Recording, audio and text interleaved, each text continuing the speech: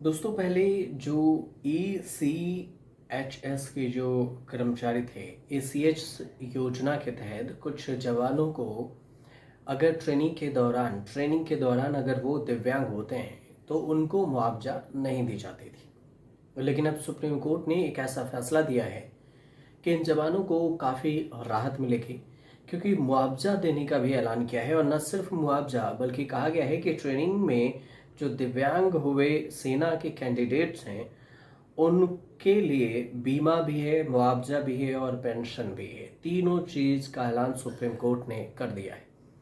तो इसे समझते हैं कि आखिर केंद्र सरकार से सुप्रीम कोर्ट ने क्या कुछ कहा है।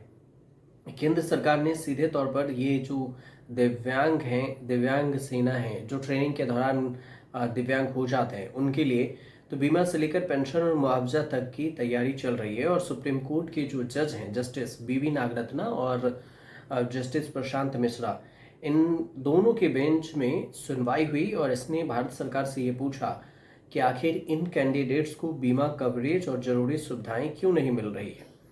तो केंद्र के तरफ से जो अतिरिक्त सॉलिसिटर जनरल ऐश्वर्या भाटी ये पेश हुए थे और इन्होंने कोर्ट को ये बताया कि अब इन कैंडिडेट्स को बड़ी राहत मिलने वाली है। बताया गया है कि उन्हें पहले जो ECHS है, जो एक्स सर्विसमैन है, कंट्रीब्यूटरी हेल्थ स्कीम है, उसका हिस्सा नहीं मानते थे। लेकिन 29 अगस्त से इन्हें इस योजना में शामिल कर लिया गया है। सबसे खास बात यह भी है कि वन टाइम सब्सक्रिप्शन फीस भी माफ कर दी गई है।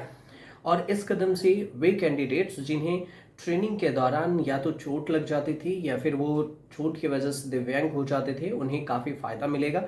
चिकित्सक सुविधा का भी लाभ वो उठा सकते हैं, मुआवजा भी मिलेगा और आर्थिक सहायता भी दी जाएगी।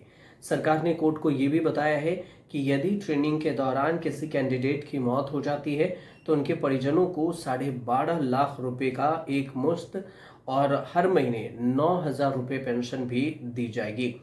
वहीं दिव्यांग होने की स्थिति में जो एक्स ग्रेशिया है उसका जो मुआवजा प्रतिशत है वो भी बढ़ाया जाएगा। और यदि 100% अगर दिव्यांग होते हैं तो उन्हें पूरा मुआवजा भी दिया जाएगा। इसके अलावा लगातार देखभाल की ज़रूरत होगी तो कॉन्ट्रैक्ट अटेंडेंट भी उन्हें अनाउंस के तौर पर दिया जाएगा। ये कोर्ट में जो केंद्र सरकार ने जानकारी दी है वो सारी चीज़ें हम आपको देखकर बता रहे हैं कि कोर्ट में केंद्र सरकार ने क्या कुछ कहा है। जानकारी ये भी है कि 1992 से जो थल सेना, वायुसेना, नौसेना की जो तीनों सेना है उसको सब्सक्रिप्शन आधारित बीमा योजना लागू है और अब कैंडिडेट्स में इसमें शामिल हो गए हैं। सुप्रीम कोर्ट ने ये साफ कहा है कि मामला केवल औपचारिक तक सीमित नहीं रहेगा और सरकार की तरफ से जो विस्तृत रिपोर्ट है वो भी आना चाहिए।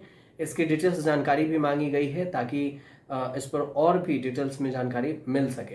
हालांकि कोर्ट ये भी कह रहा है कि ये जो सैनिक हैं, ट्रेनिंग में शामिल हुए हर युवा देश के लिए बहुमूल्य हैं और उनकी सुरक्षा भविष्य की गारंटी भारत सरकार को लेनी चाहिए। और इसकी अगली सुनवाई में अब पता चलेगा कि सरकार इस दिशा में और क्या कुछ ठोस कदम उठाई है। फिलहाल कोर्ट ने सख्ती से इसकी घोषणा की है और दिव्यांग कैंडिडेट और उनके परिवारों को एक बड़ी राहत जरूर दी है। अगली सुनवाई पर जो कुछ अपडेट आएगा तो वो हम आपको ज़रूर बताएंगे कि क्या कुछ अपडेट आएगा। फिलहाल ये जो जानकारी थी ये जानकारी हमने आप तक पहुंचाई है। आपको सही लगे तो हमारे चैनल से जुड़िए, सब्सक्राइब कीजिए, शेयर कीजिए, कमेंट जरूर कीजिएगा।